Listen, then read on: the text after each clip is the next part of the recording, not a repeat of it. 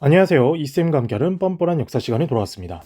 지난 시간에는 우리가 흥선대원군의 개혁정치라 그래서 세도정치, 62년 동안 안동 김씨를 중심으로 한 세도정치로 인해 비변사를 중심으로 부정부패, 그리고 과거도 부정부패, 모든 것들이 문제가 있었으며 세금체제, 삼정체제가 문란했고, 그리고 서원들의 난립으로 굉장히 국가 재정이 황폐해졌는데 흥선대원군이 집권을 1863년에 함으로써 이런 서원을 철폐하여서 47개만 남기고 비변사를 폐지해서 정치와 군사를 분리해 의정부를 부활시키고 상군부를 부활시켜 정치와 군사를 분리시키고 그리고 삼정을 개혁해서 양전 실시, 은결을 색출, 숨겨진 땅을 색출해서 땅에 세금을 매기고 그리고 군정으로는 양반들에게도 군포를 받는 호포제를 실시했으며 환정의 문란은 사창제, 지역민들, 평민들이 직접 개입을 하면서 황곡의 제대로 된 취지를 운영하는 그리고 통상수교 거부 정책을 통해서 외국과의 통상수교를 모두 다 차단해서 병인양요와 신미양요 같은 큰 사건을 이겨내고 척화비를 세움으로써 통상수교 거부 정책을 굳건하게 세웠던 흥선대원군의 개혁정치에 대해 알아봤습니다. 이번 시간에는 이제 흥선대원군이 하야를 하고 그의 아들 고종이 직접 친정을 하면서 외국과 문호를 개방하는 강화도 조약과 문호 개방에 대해서 알아볼게요.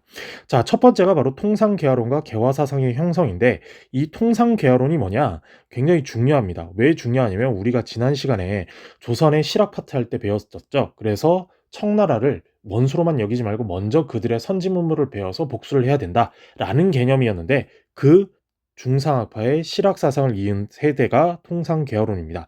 그래서 이 통상개화론은 또 다른 말로 개국론이라고 할 수 있겠어요. 나라의 문을 열자. 그래서 문호를 개방하고 서양 문물을 받아들여 통상을 하자고 주장했는데 이들에게 영향을 준 사람들이 방금 말했던 이 북학파인데 바로 박지원의 손자 이 박규수가 1.5세대로서 오경석 역관 유홍기라는 의원 즉 이들은 중인 출신이에요. 중인 출신의 통상개화론자였는데 이들이 우리가 이제 배울 갑신정변의 주역들 김옥균, 박영효 등 젊은 세대들에게 개화 사상을 전달해 준다라는 1.5세대라고 할 수 있겠습니다.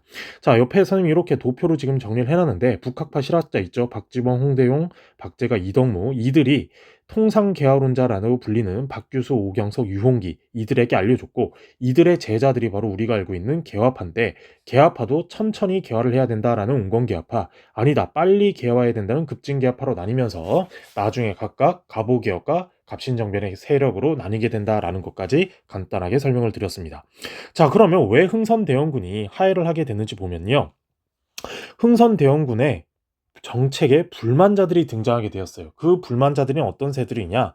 바로 양반 유생들의 반발이에요. 왜? 우리가 저번 시간에 방금 말했던 대로 서원을 철폐했죠. 그리고 삼정개혁에서 군정에 호포제를 실시하면서 양반들의 권위를 깎아먹는다고 생각했단 말이에요. 그래서 양반 유생들의 반발이 매우 심했고 또 한 가지는 경복궁 중건이라고 해서 우리 경복궁은 왕권을 강화하는데 나무가 많이 필요하다 있죠. 그래서 양반 묘지림을 벌목했고 또 노동력이 필요하니까 일반 백성들한테 강제적으로 기부금도 받고 노동력도 착취하면서 하니 양반과 백성들에게 불만이 다 생겼고 그리고 대원군의 독산적 정치예요. 즉 이전에는 안동 김씨와 풍량 조씨들 얘네들이 다 해먹었는데 얘네들을 다 날리고 오로지 왕족들 종친부라는 걸 설립해서 흥선대원군의 친위 세력으로서 활용을 했는데 이 왕족들 또 불만을 생기면서 굉장히 반대 세력으로 한 세력으로 대두됐고 또 한 가지는 통상개혁론자 방금 말했던 이 개국론자들은 아니 우리나라 지금 우물안의 개구리다 이거 뭔가 개혁을 바꿔야 되는데 왜 자꾸 다른 나라들과 교역을 하는 우리끼리 신토부리 정신을 하느냐 이거 문제가 있다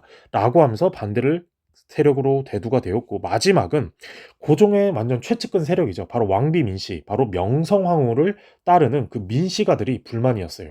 아니 왕이면 이제 왕이 직접 정치를 할지 언제까지 왕의 아빠가 정치를 할 거냐 이건 문제가 있다라는 식으로 이렇게 불만들의 세력이 나타나자 결정적으로 누군가 물꼬만 트면 벌떼같이 일어나는데 그 중에 누가 먼저 일어나냐면 요 최익현 나중에 을사의병, 을미의병 때 활약을 하시는 분인데 이 최익현이라는 사람이 도끼상소라는 걸 올리면서 경복궁에 거적을 깔고 계속해서 외치는 거예요. 아니 왕의 나이가 지금 17, 18살인데 언제까지 대원군이 정치를 할 거냐. 이제 유교 정치에 맞게 흥선대원군도 분명히 약속하지 않았냐. 아들이 성인이 되면 왕권에 그 권한을 강화시키고 자신은 퇴진하기로 이제 약속을 지켜라 라고 하면서 이 최익현이 상소로 대원군을 하야하자 왕비 민씨 세력과 이 다른 기타 세력이 최익현을 지지하면서 결국 흥선 대원군이 하야하게 됩니다. 그러면서 고종이 바로 친정을 했느냐? 아니요. 안타깝게도 고종은 조금 마마보이랑 파파보이랑 와이프보이였나 봐. 이게 자신도 생각을 하고 있었지만 조금 여려서 그랬는지 결국에는 흥선대원군이 하야를 하고 흥선대원군이 그렇게 싫어했던 민씨 세도 정권이 다시 대두되게 돼요. 그래도 정권이 바뀌었으니까 뭔가 좀 잘 보여야 될 거 아니야. 그래서 대내적으로는 서원을 복구하고 양반 세력 그리고 구제도 이런 양반 세력들에게도 친이적인 지지 세력층을 만들기 위해서 친양반적인 정책을 펼치는 동시에 조세 각종 부가금을 일시적으로 감면해서 세금을 감면했다라는 이야기예요. 왜? 평민들의 지지도 얻어야 되니까. 그리고 대외적으로는 어떻게 했느냐? 우리는 4대 외교 우리 배웠었죠. 그것처럼 청과 전통적인 외교 관계 유지를 하는 동시에 일본에 대해서도 유화 정책을 실시했어요. 이게 무슨 말이냐면 일본이 흥선대원군 시절에 서계 문제라는 게 있었단 말이야. 그 서계 문제라는 게 뭐냐면 자, 여기 보이죠? 일본과의 서계 문제라고 되어 있는데 외교 문서 형식과 일본의 침략 의도를 경계해서 수교를 거부했다는 얘기야. 왜 그러냐면 일본 애들이 항상 외교 문서를 보낼 때 우리나라에 굉장히 아래적인 즉 갑을 관계로 보냈는데 이제는 즉 1868년에 얘네가 메이지 유신한 걸 성공했단 말이에요. 메이지 유신을 성공하면서 지네들은 이제 천황이 중심이 되는 국가, 천황 중심 국가로 발전하게 되면서 이제는 조선과 대등한 국가다. 너희 조선 국왕은 들어다. 우리 일본 천황이 이렇게 편지를 쓴다. 뭐 이런 식으로 이야기를 하자. 흥선대원 이거 미친 애들 아니야? 이거 미친 애들이네. 너네랑 안 놀아. 너네 이제 우리랑 외교관계 맺을 생각하지 마. 이러면서 거부를 했단 말이에요. 이러면서 나중에 그걸 일본에서는 정한론, 한국을 정벌해야 된다라는 여론과 이론들이 나타나기 시작했고 결국에 이 이론을 성공시키는 게 1910년 우리가 일본의 식민지가 되는 한일 병합, 즉 경술국치로서 완성하게 되었다라는 이야기입니다. 자, 그러면서 이 서계 문제가 있었는데 이런 일본에 대해서도 이제 유화 정책을 펼치면서 즉 고정 정권에 대해서 뭔가 안정화를 꾸미려고 했다라는 거예요. 자, 위에 그럼 잠깐 선생님이 이렇게 그림을 그리면 자, 원래 흥선대원군의 집권 세력이었죠. 흥선대원군에서 쭉 이렇게 바뀌게 되는 즉 고종이라고 하지만 민씨 세도가예요. 민씨 세도가의 친정으로 바뀌게 되는데 말이 고종의 친정, 고종이 직접 정치를 한다고 하지만 민씨 세도가가 운영하는 세도 정치였다. 자, 근데 왜 흥선대원군에서 고종으로 바뀌게 되느냐? 먼저 첫 번째 불만은 양반층의 불만이에요. 양반층의 불만. 양반 불만에서도 대표적으로 호포제, 군정의 실시였죠. 그리고 서원철폐. 이게 양반 세력에 있어서는 흥선대원군을 너무나도 싫어하게 만드는 요인이었다. 그럼 반대로 백성들의 불만은 무엇이 있었냐? 백성들의 불만, 백성들의 불만은 바로 경복궁 중건 때문에 그랬다라는 거예요. 그래서 이 두 가지 요소가 너무나도 큰 흥선대원군에게 치명타로 돌아와서 고종의 친정으로 들어가게 되는데, 자, 민씨 척족, 즉 민씨 일족이라고 할게요. 민씨 일족 및 개화파의 개화파의 세력을 친위 세력으로 만들어 놨다라는 거예요. 친위 세력화. 즉 고종이 이제 정치를 하려고 보니까 아버지는 그래도 종친부나 다른 세력들을 뭔가 친위 세력으로 만들어서 운영을 했는데 고종은 그런 게 없다 보니까 민씨 일족, 와이프 가문과 개화파 아까 말했던 이 통상 개화론을 자신의 세력화를 하면서 개혁 정치를 하려고 노력을 했고 실제 고종은 이제 친정을 하면서 자신을 뭔가 지켜줘야 될 거 아니야. 그래서 무의소라는 군사권을 통제하고 군사권을 운영하는 그런 군부대를 왕의 직속 부대로 만들었고 암행어사를 전국에 파견해서 부정부패한 권력을 척결했어. 그리고 방금 말했던 대내외적 이런 업적을 했다라는 거를 알아두시면 되겠습니다. 자, 그러면 이제 넘어가서 강화도 조약으로 넘어가야 되는데 자, 강화도 조약을 넘어가기에 있어서 그림을 먼저 보고 설명을 할게요. 자, 자, 강화도 조약이라고 하는데 요즘에는 명칭이 다시 바뀌었어요. 조일 수호조기란 말을 많이 쓰고 우리가 흔히 말하는 강화도 조약은 다시 써볼게요. 잘 안 써지는데 강화도 조약. 자, 이건 왜 강화도 조약이라 부르느냐? 강화도에서 맺었기 때문에 그렇다라는 거예요. 자, 이 개항의 배경은 방금 말했던 흥선 대원군에 하여 민씨 정권에 수립하고 일본에 유화적인 제스처를 보냈다 그랬죠. 그리고 이런 통상 개화론자들이 대두하게 됐어요. 근데 대외적으로는 일본이 수교를 요구했지만 조선의 거절로 정원론이 대두됐다 그랬죠. 흥선 대원군 시절에. 그러면서 일본의 군함인 운요의 침입으로 영종도가 함락되고 통상 요구를 하는데 이게 군사적이었다라는 거예요. 이게 왜 무슨 외교라 부르느냐? 바로 군함 외교라고 할 수 있어요. 군함 외교란 상대국에 군함을 파견해 군함을 파견해 무력 시위를 통한 외교 수단이에요. 즉 쉽게 말하면 무력으로 위협을 가한 다음에 상대가 쫄았어. 그때 내가 요구 조건을 마음대로 하려고 하는 그런 외교 스타일이 군함 외교인데 일본은 미국한테 당한 거를 그대로 우리나라한테 써먹었다. 일본 역시도 미국한테 이런 군함 외교를 대상으로 우리나라 자신의 나라 메이지 유신 이후에 개방하게 되는데 자 지도를 다시 한번 보면서 설명하면 원래는 이 강화도 지금 한양으로 들어가는 굉장히 중요한 지역이라 그랬죠. 여기 근처에 와서 군함이 왔다니까? 이런 군함이 와가지고 대포를 자꾸 쏴대. 그러면서 나 니네랑 친하게 지내고 싶어 이러는데 쉽게 말하면 친하게 지내고 싶으면 진짜 와가지고 나 너랑 친하게 지내고 싶어 우리 잘 지내보자 이러면 되는 것을 무턱대고 와가지고 뺨 3대 때린 다음에 야 나 너랑 친해지고 싶어 너 나랑 친하게 지낼래 말래 이러면 전쟁이야 뭐 이런 식으로 거의 우격다짐으로 운영을 하는 게 군함 외교라고 할 수 있는데 일본 애들은 방금 전에 말한 대로 강화도에 쳐들어와가지고는 대포 쏜 다음에 우리나라도 당연히 외국 세력의 배가 대포를 쏘니까 당연히 응사를 해야 되겠죠. 응사를 했더니 이 대포에 좀 배가 부서지고 사람이 죽었나 봐. 이걸 가지고 이거 전쟁에 해당된다라고 해서 지금의 영종도 인천국제공항이 있는 곳이죠. 여기를 침탈해서 영종진이라고 하는 군사기지를 점령, 초지진 그리고 정산도 이런 섬에 박살을 낸 다음에 그대로 한양까지 쳐들어갈래 아니면 협상할래 이러면서 요구를 하다가 결국 우리나라가 알겠다. 그럼 전쟁은 안 되니까 외교를 맺을게라고 해서 맺은 조약이 강화도 조약이다라고 할 수가 있겠습니다. 자, 강화도 조약의 내용을 보면은 자, 굉장히 중요한데 시험에 거의 필수 단골 문제로 나오는데요. 먼저 하나씩 보도록 할게요. 자, 조선국은 자주나라이며 일본국과 평등한 권리를 가진다. 이 말인즉슨 이제 조선, 너희 우리랑 평등하고 너희는 자주의 나라야. 청나라의 간섭을 받을 필요가 없어라고 해서 이 뜻은 청나라의 종주권, 즉 청나라의 영향을 배제하겠다라는 이야기예요. 그리고 두 번째, 부산은 그리고 조선은 부산 외에 두 곳을 개항하고 다른 그 개항한 지역에 일본인들이 살고 거래할 수 있는 건물들을 짓는다라는 건데 부산에 어디를 지으라고 했냐면 부산은 제일 가까우니까 경제적인 목적이었어요.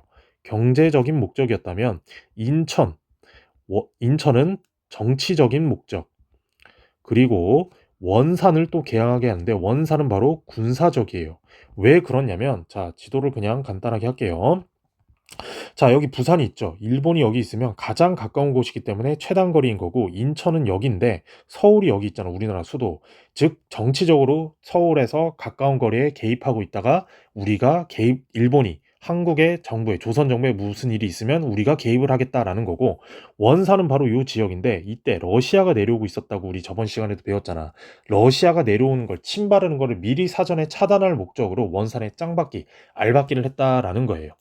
자, 그리고 제7관. 조선국은 일본국의 항해자가 자유로이 해안을 측량한다. 즉, 우리나라의 물길과 이런 수심 깊이를 얼마나 깊은지 일본 애들이 측정하겠다라는 거지. 이거는 바로 주권 침해에 해당이 된다. 자, 그리고 제9관. 양국 국민은 각자 임의로 무역을 하며, 즉, 국가나 정부가 개입하지 않고 알아서 우리 무역을 하게 만들자라는 이야기예요. 그래서 이른바 자유무역을 허용. 이때까지는 국가가 개입을 했는데 이제는 국가가 개입을 하지 말고 우리 자유롭게 무역을 하자라는 거고 제일 큰 문제, 선생님이 굵고 이탈릭체 친 것들 있죠. 이런 것들이 가장 문제가 되는 것들인데 제10관에서는 일본 관원이 심판한다. 즉 우리나라 지금 현재 미국이나 중국이나 일본 갔을 때 우리나라 사람이 그 나라에서 실수를 하면 그 나라의 법을 처벌받잖아. 그런데 일본은 일본인이 우리나라에서 깽판 쳐도 우리나라에서 법적 처벌을 받을 수 없다 이거예요. 즉 이것은 치외 법권을 말한다. 굉장히 주권 침해와 연달아서 사법권 침해까지 당하는 상황이 바로 요 강화도 조약이다라고 말할 수가 있겠는데, 자, 강화도 조약의 내용을 하나씩 지금 먼저 사료를 통해서 살펴봤어요. 그래서 이 내용이 굉장히 중요한데, 조선은 자주국으로 했죠. 그래서 아까 선생님 말했던 청나라의 종주권, 청나라의 영향에서 배제하려고 했다. 그리고 두 번째, 부산 외에 인천과 원산을 차례대로 개항하면서 일본의 입맛대로 조정했다. 그리고 일본은 조선의 해안 측량권, 해안 측량권이라고 그래서 수심이 얼마인지, 즉 물길을 파악해서 우리나라 밀물 썰물 있잖아, 서해안에. 그걸 정확히 파악해서 우리가 조선을 어느 정도 컨트롤하겠다라는 뜻이고, 영사재판권이라고 그래서 치, 외, 법, 권이라고 했는데 조선의 사법권을 침해하는 이런 굉장히 엄청난 조금 문제가 있는 조약을 체결한 게 강화도 조약인데, 요 강화도 조약의 의의와 한계가 같이 들어가요. 뭐냐? 의의는 최초의 근대적 조약이자 한계는 불평등 조약이다. 최초의 근대적 조약이란 무슨 뜻이냐? 지금 요 조일 수호 조교를 맺으면서 만국법, 즉 국제법에 의거해서 근대적으로 맺었다 이거예요. 예전에는 우리가 갑, 일본이 을, 그래서 통신사를 파견하면서 우리가 조금 상국으로서 대접을 받았다면, 이제는 대등한 국가로서 근대적인 조약을 맺었다는 거고, 반대로 한계점은 불평등 조약인데, 방금 말했던 우리나라의 항구를 우리가 개항하고 싶어서 한 게 아니라 일본이 요구해서 개항했고, 우리나라의 주권을 침략당해서 해안 측량권을 마음대로 측량했고, 그리고 우리나라의 주권, 법을 멋대로 측량해서 지네가 마음대로 하는 이런 불평등 내용이 있기 때문에 최초의 근대적 조약이자 불평등 조약이다라고 말할 수 있겠습니다. 자, 그리고 강화도 조약 이후에 조일수호 조규 조약 이후에 또 다른 조약들을 체결하게 되는데, 즉 우리나라를 일본은 심각하게 경제적으로 빨대 꽂아서 쪽쪽 빨아먹으려고 했다 이 말이에요. 그만큼 우리나라를 이미 식민지로 만들려는, 아까 말했던 정한론에 기반을 두고 있었다라는 건데, 조일수호 조규 부록은 뭐냐면 강화도 조약 조일수호 조규를 맺고 나서 바로 부록 첨부해서 맺는다라는 건데, 개항장에서 일본의 화폐를 유통하는 걸 인정해라라는 거야. 즉 우리나라 해외 관광 가면 미국이나 중국, 일본 가면 그 나라 돈을 써야 되냐, 달러, 위안화, 엔화를 써야 되는데, 일본 이 새끼들은 우리나라 와서 원화를 쓰는 게 아니라 지네 나라 화폐 엔화를 쓸 거니까 마음대로 해라, 이런 식으로 강제적으로 운영을 한다는 동시에 일본 외교관이 자유로운 국내 여행을 인정한다. 즉 일본 외국인이 우리나라 땅에 함부로 돌아다니면서 군사기밀을 다 파악하게 냅둬라라는 거예요. 이런 식으로 일본은 부록, 조일소 조교 부록이라는 걸 맺으면서 우리나라에 점점 더 옥죄기 시작했다라는 거고, 또 한 가지는 바로 조일무역 규칙이라는 걸 맺으면서, 한마디로 우리 물건을 수출하거나 수입할 때 프리, 텍스, 세금, 관세를 때리잖아. 수출입 상품에 대한 무관세야. 즉 텍스 프리, 관세 매기지 말고 그냥 우리 서로 물건을 왔다 갔다 하자라는 것 동시에, 우리나라 쌀 되게 맛있다고 그랬잖아. 일본에 쌀이 부족하니까 양곡을 무제한 유출하는데 굉장히 문제점을 노출하게 되었다. 그래서 이것 때문에 나중에 방공령, 즉 곡식을 유출하는 것을 시행하게 되는 계기가 되었다라는 겁니다. 그리고 나중에 다시 한번 하겠지만 1883년 이모군란 끝난 1년 뒤에 조일통상장정이라는 걸 맺는데, 이때 1882년에 조미수호 통상조약을 맺으면서 협정관세라는 걸 맺었기 때문에 일본한테도 그걸 바로 적용한 거예요. 텍스프리 하면 우리가 손해라는 걸 알자 이제는 텍스 때린다, 그러니까 협정관세 맺자라고 했고, 그리고 일본은 이걸 하나를 주니까 하나를 다시 받은 게 전라, 경상, 함경도 지역에서 일본인들이 우리나라 바다에 와서 어업 활동하는 걸 인정해라. 그리고 아까 말했던 방공령을 드디어 규정하게 돼요. 왜? 쌀을 너무나도 삥 뜯어가게 되니까 쌀을 가져갈 거면 1개월 전에, 한 달 전에 최소한 어떻게 가져갈 건지 말을 해라라고 하면서 이런 걸 공지하게 되지만, 결국에 일본 애들이 이 규칙을 지키지도 않고 오히려 우리나라한테 덤태기를 씌우면서 양곡이 무제한으로 수출을 허용하게 되었다. 그리고 정말 중요한 게 뭐냐? 최혜국 대우를 약정하게 되는데, 이 최혜국 대우는 좀 이따 조미수호 통상 조약할 때 다시 한번 설명하도록 할게요.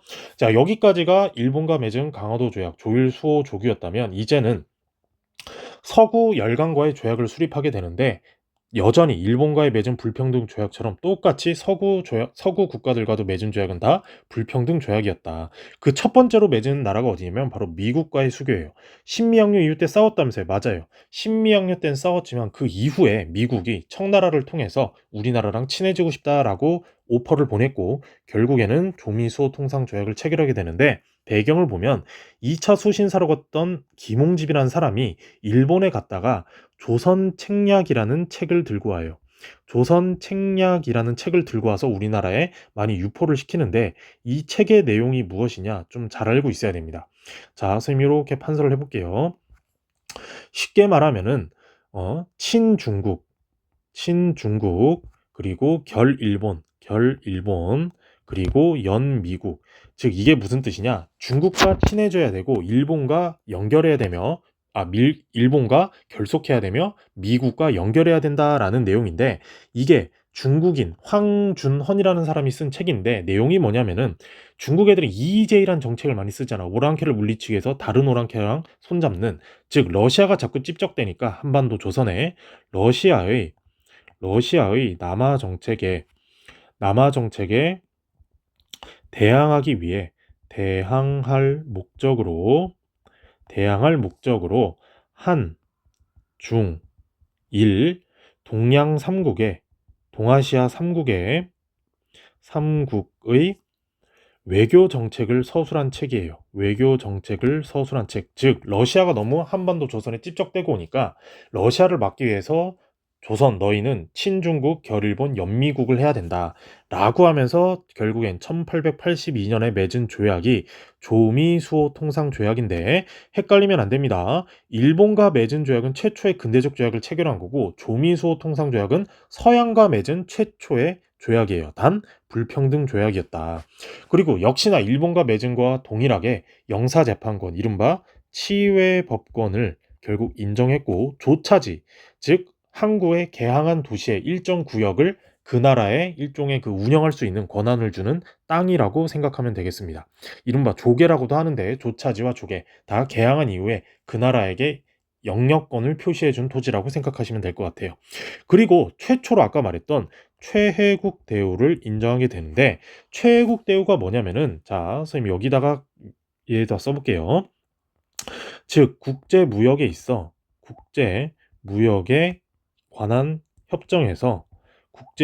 관한 협정에서 특정 국가에게만 특혜를 주지 않는다는 거예요. 특혜를 주지 않겠다. 즉 쉽게 말하면 선생님은 실제 수업에서 마시는 거는 허락을 하지만 씹는 거, 먹는 거는 허락을 하지 않는단 말이에요. 그런데 예를 들어 철수라는 애가 선생님 너무 마음에 들어서 철수한테 너는 먹어도 된다. 수업 시간에 마셔도 되고 햄버거도 먹어도 되고 김밥도 먹어야 된다라고 했어. 그걸 보고 있던 준철이가 선생님 왜 철수만 해줘요? 이거 참을 수 없어요. 형평성에 어긋나잖아요. 저도 허락해줘요. 그러니까 할 말이 없는 거야. 그래서 준철이도 허락. 그걸 봤던 영희도 허락, 태희도 허락, 지연이도 허락. 이런 식으로 모든 나라에게 특혜권을 다 인정해줘야 되는 결국에는 빨대 꽂힌다라고 이해를 하면 되는데 이 최애국 대우를 미국한테 먼저 최초로 인정을 해주고 아까 선생님이 조율 통상장정은 83년에 맺었다고 그랬죠. 일본이 이걸 보고 미국만 주면 안 되잖아. 나도 줘. 그리고 독일, 영국, 프랑스, 러시아 모두 다 가져가게 돼서 우리나라에 빨대를 꽂게 되는 권한으로서 활용된 게 최애국 대우였다라고 이해를 하시면 되겠습니다. 자, 그리고 미국은 또 뭘 받아갔냐면은 바로 거중조정이라는 걸 받아갔어요. 즉, 거중조정을 대가로 최애국 대우를 승인해 준 건데 이게 뭐냐면 국제 분쟁 시 당사국 사이에서 분쟁을 해결하는 거예요. 즉, 우리나라, 조선, 한국이 일본과 뭔가 분쟁이 생겼어. 그럼 미국이 개입을 해서 뭔가 조금 나눠주겠다. 분쟁을 해결해 주겠다. 라는 조건으로 최애국 대우를 줬는데 여기 보이죠? 실제는 X 철저한 불개입이에요. 절대 개입하지 않고 너네가 알아서 해. 난 몰라. 몰라. 이런 식으로 나왔던 게 바로 미국인데 이걸 대가로 최애국을 받아갔다. 그리고 우리는 일본과 조일 수호 조교 부록, 조일 무역 규칙 이런 걸 통해서 텍스 프리를 당해봤으니까 안 좋다는 걸 알았겠죠. 그래서 바로 관세도 부과하면서 이제는 텍스 프리 없다. 텍스다라고 외치게 된 내용이 바로 조미수호 통상조약의 내용이다라고 할 수가 있겠습니다. 자, 옆에 보면 조미수호 통상조약에서 이미 사료를 갖다 놨는데 자, 거중조정 보이죠? 중간에서 잘 조처하며 미국과의 그 두턴 우위를 보여준다. 그래서 이걸 대가로 최애국을 가져갔는데 전혀 약속을 지키지 않았다. 그리고 입출항하는 화물은 모두 세금을 바쳐야 한다. 관세 부과라고 나와 있죠. 자, 그리고 조선이 어떤 특혜 및 이익을 다른 나라 혹은 그 나라 상인에게 베풀 때 미국의 관민도 혜택을 균등하게 받는다. 이른바 최애국 대우. 관세부가 거중 조정 요런 것들이 서양과의 최초로 맺은 조약 조미수호 통상조약에 잘 나와 있다라고 이해를 하시면 되겠습니다. 자, 우리나라는 이제 미국과 통상을 맺고 나서 뭔가 조금 고마웠는지 사신단을 파견을 해요. 그래서 그 사신단의 이름이 보빙사인데 이 보빙사를 파견해서 미국의 선진 문물이나 시스템, 행정 이런 거를 배우라 그래서 신식 우편제도라고 해서 지금 우체국 시스템인 우정국을 설치하게 되고요. 그리고 미국식 농업 기술, 미국도 농사, 옥수수나 토마토 이런 거 감자를 지었으니까 농업 기술을 배워왔고 그래서 나중에 우리나라에 상류층이 갈 수 있는 유경공원이라는 일종의 사립학교를 만들어내요. 그래서 이 보빙사를 파견함으로써 우리나라의 선진 문물을 많이 받으려고 노력을 했다라는 것을 알아두시면 좋겠습니다. 자, 그리고 이제 미국과의 조약 이후에도 다른 나라들과도 많은 조약을 맺게 되는데 독일, 영국과의 수교를 했고 러시아, 프랑스도 한데 프랑스가 가장 늦게 조약을 맺어요. 왜 그러냐? 프랑스는 요 천주교를 믿는 나라였잖아. 천주교를 포교 가지고 하느냐 마느냐, 선교를 해도 되느냐 안 해도 되느냐 이런 거를 실랑이를 하다가 결국에 천주교 포교를 인정하게 되면서 프랑스가 가장 늦게 맺었다라는 건데 자, 여기서는 이미 또 도표를 깔끔하게 넣어놨는데 자, 조일수호 조교 이른바 강화도 조약 우리 방금 했었죠. 굉장히 중요했습니다. 그리고 조미수호 통상조약도 중요해요. 서양 국가와 맺은 최초의 조약이어서 그렇고 나중에 이제 우리가 배울 이모군란 때 맺는 조청 상민 수륙 무역 장정이 있는데 이게 시험 문제에 잘 나오는데 헷갈리면 안 돼요. 왜? 조영수호 통상 조약의 내용과 유사하기 때문에 그렇다. 그래서 이 조청 상민 수륙 무역 장정과 조영수호 통상 조약은 내용을 조금 잘 알아두시면 좋겠습니다. 자, 이렇게 해서 우리는 이번 시간에 흥선대원군이 하야한 뒤에 고종의 친정을 통한 개화 정책을 하면서 강화도 조약, 처음으로 외국의 문호를 여는 강화도 조약, 조일수호 조규, 그리고 서양 국가와 맺은 조미수호 통상 조약이라는 걸 체결하면서 근대적 조약도 체결했지만 반대급부로 불평등 조약의 내용이 많았다라는 것을 알 수가 있었습니다. 그래서 이번 시간에는 이렇게 개화의 통상 개화론, 개국론 이런 것들을 배워봤고요. 이제 다음 시간에는 개화 정책을 하면서 개화 정책의 이런 문제점 그리고 개화 정책의 반발 이런 것들에 대해서 더 자세히 배워보도록 하겠습니다. 그래서 이번 시간에는 여기까지 하고요. 다음 시간에 더 재밌는 수업으로 찾아오도록 하겠습니다. 구독과 좋아요, 알림 설정 해주시면 좋겠고요. 다음 시간에 더 재밌는 수업으로 찾아오도록 할게요.